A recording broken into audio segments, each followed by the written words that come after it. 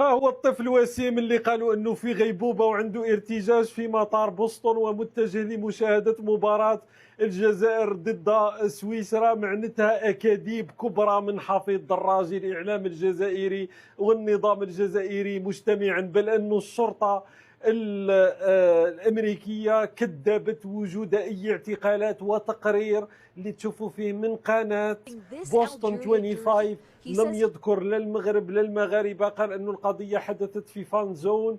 ونقل نسمعوا مقتطف من تصريح هذا الطفل الطائش المسمى وسيم اللي ذهب لاستفزاز الجمهور المغربي في الفان زون ثم احتك مع مراهقين آخرين. Everyone turned on me because I was wearing an Algeria jersey in the end. معناتها رواية أنه ضرب بسبب الجيرزي، يعني بسبب أنه يرتدي قميص المنتخب الجزائري، هي رواية هو من قالها على حسابه.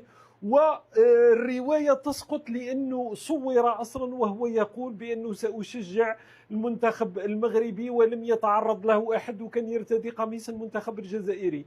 معناتها أن القضية هي طفل طائش رموه والديه في الشارع للأسف في منتصف الليل دون أنه يراقبونه، احتك مع مراهقين آخرين. كيف تصير هذه في الجزائر محاولة جعل منها قضية دولة، وأنه المغاربة والجمهور المغربي رغم أنه من أسعفه وما أنقذه هو الجمهور المغربي. سقطت كل الروايات. الشرطة الأمريكية مع نقل ما نقلته قناة بوسطن 25 أنها لم تتواصل في الموضوع فقط لأنه قصر هم من متورطين في هذه القضية، وبحكم أنهم قصر هذه تؤكد أنه قضية بين مراهقين، احتكاكات، وستعالج بشكل طبيعي من طرف العدالة ومن طرف الشرطة، وليست قضية محورية ولا أساسية ولا قضية دولة ولا وجود لأي اعتقالات كما كذبوا عليكم. والطفل ليس مرمي في المستشفى وفي غيبوبة، بل هو في صحته الكاملة